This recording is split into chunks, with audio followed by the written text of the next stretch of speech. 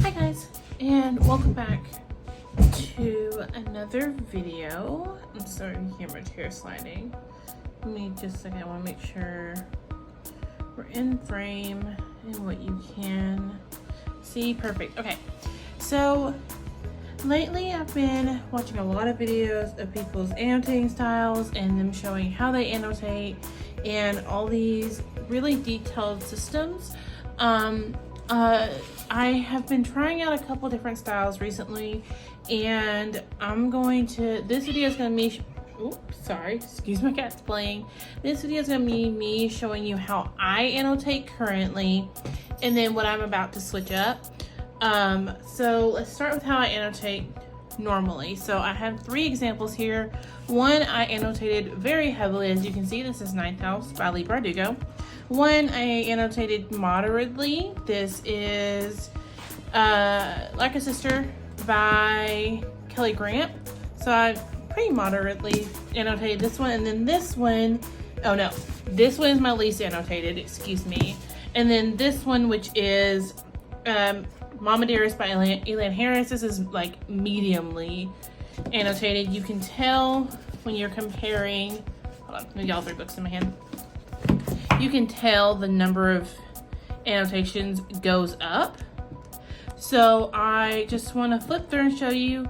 I do want to say I'm going to try to keep it to the first couple hundred pages of each book so that I'm not spoiling anything. But if you want to know nothing about these novels going in, I would very highly recommend skipping this video.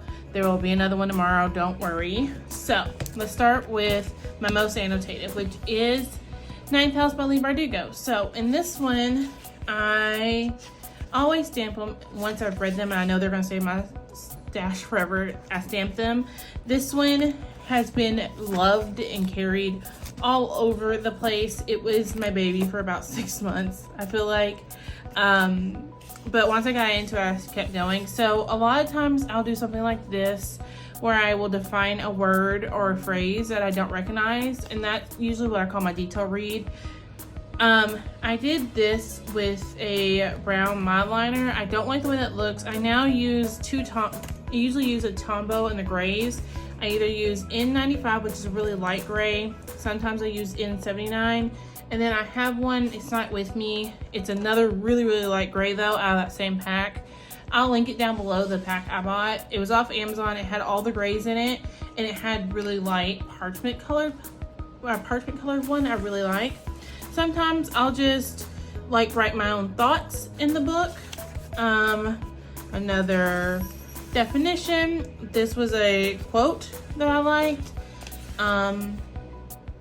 So as you can see, there's no really rhyme and reason. There's no color coding, none of that. I just write what I want and then put tab where I wrote, and everything I write gets a tab. That's just how this goes.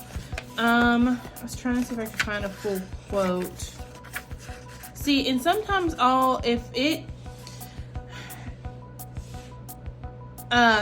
I think that the quote, like my thought won't be a permanent one, I might want to remove it later, I'll put it on a sticky note. I love doing a sticky note for a longer thought, or if it's something I want to bring up in my review, I will put it on a sticky note like that. You can see there was 2 definitions here. I just put a tab after each one. See, I'm just gonna flip through a little bit so y'all can see. See, I use the blue one there, and I kind of like the way that looks better than I do the brown. Yeah, so you can just kind of see my annotating style here. It varies, honestly, from book to book. Like this one didn't even get a highlight, and this word I never even defined. A lot of times I will recognize a word when I hear it, but I don't recognize it when I read it, and that's basically what I was doing here. Any word I didn't recognize reading. Yeah, I was trying to see. This one had 2 here. And as you can see, my tabs are changing. I ran out of, when I start running out of tabs, that's when I go on.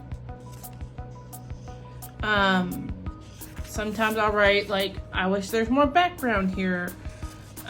Yeah, so you can see that Ninth House had a lot of tabs and a lot of writing. It took me a little while to read this one.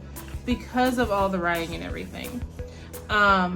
Yeah, you can just see that I wrote all over this, and I love, now flipping back through, I love the way this looks.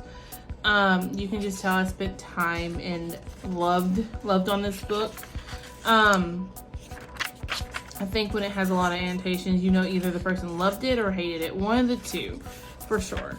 But, so, this is heavily annotated. Like, you can tell by the pages, this is heavily annotated.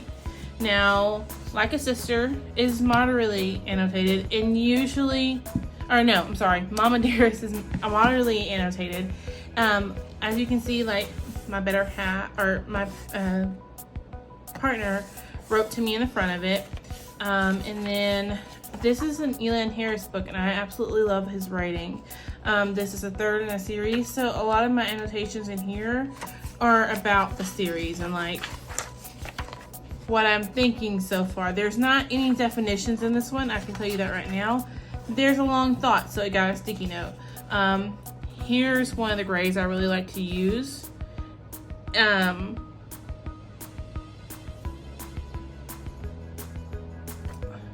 This quote just, I thought, spoke to the character's personality, so that's why that's there. But as you can see, there's no rhyme or reason here. I don't color code, I don't go by any kind of system really. And I don't, sometimes I'll use a bracket if it's like the quote I like. Sometimes I just use a line, underline.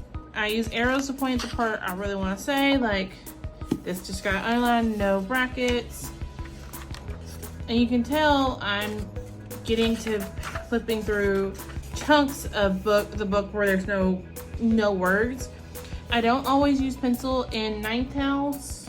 I read it before I started using pen in a book, and this one was where I started using pen more often.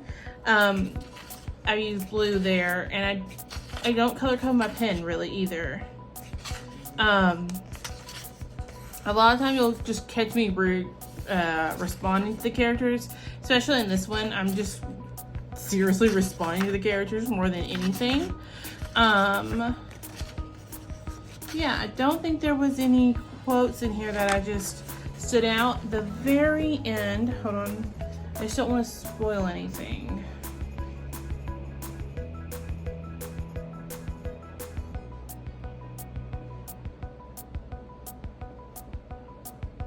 Yes, so there's a quote here.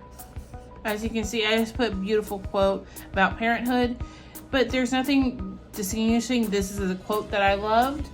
And that's becoming kind of an issue for me. If you saw my March reading journal setup, I did put a place for my favorite quote of the month, and I want to start bringing more attention to the quotes I loved. And it's not until I'm flipping through a book like this that I realize that I do have quotes in there that I loved in the moment and just did not write down anywhere, but that's that. Before we go on to the least annotated out of them all, which is Like a Sister by Kelly Grant, I want to show you the way I annotate if I'm reading it audibly. So with that, this is the notes I took of Things We Do in the Dark by Jennifer Healer. I have this book physically. It was a book a month pick. If I'm remembering the order of the videos right, you should have already seen that video of my thoughts. And so this is just me at work doing my normal 9-to-5 job, and I'll leave a piece of copy paper like this that usually has like, oh no, not this one. Usually it's like a misprint or something that I end up not needing.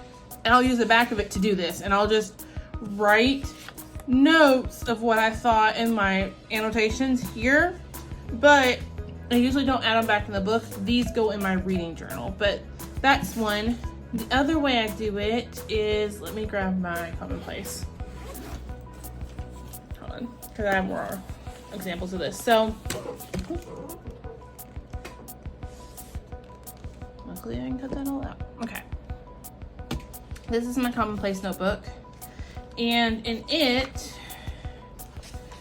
let me find a page.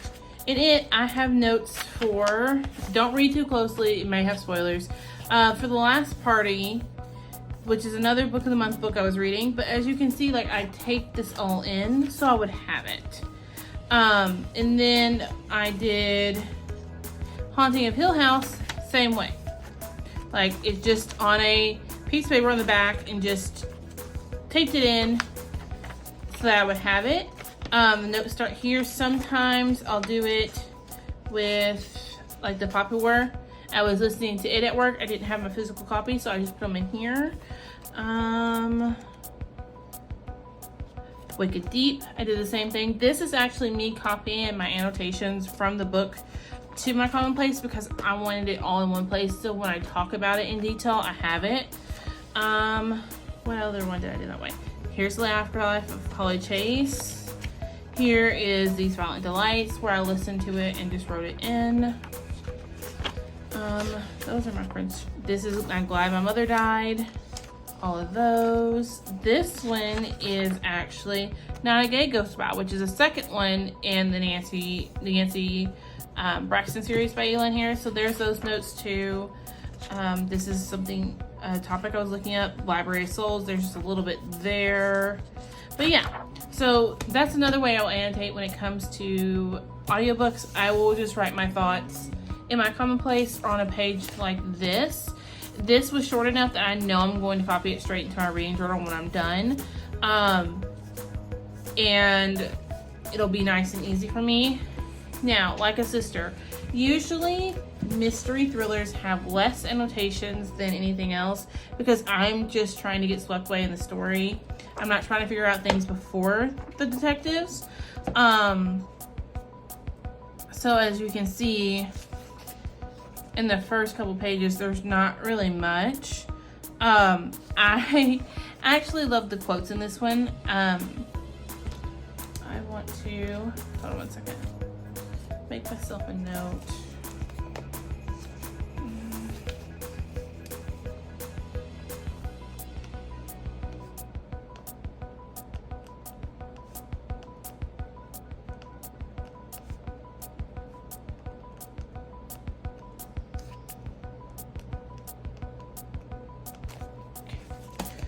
Commonplace book is good for a lot of things. If you don't have one, I highly recommend. If you want to hear more about mine, I would be more than happy to tell you about it. I don't know. I'll check the video. Maybe I can cut it out. We'll figure it out. But this one had a lot of quotes I loved. This one had a lot of quotes. There wasn't much of me commenting to the characters because I didn't know what was going on. But there was so many quotes in this one that I absolutely just fell in love with.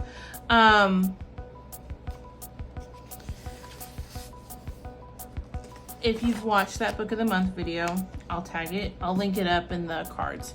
Oh, I missed one.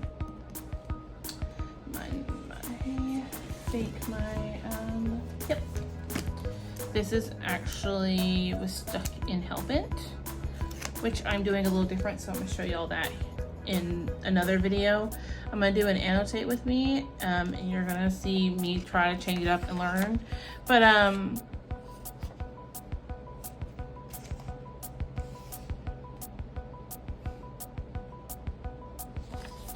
yeah, I related a lot to this book, I think is why I did it this way, but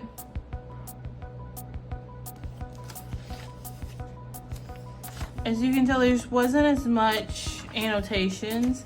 And usually, if I physically read it, I'm gonna annotate something in it. There hasn't been many times I've not annotated in a book I physically read. That's just not the way my brain works anymore.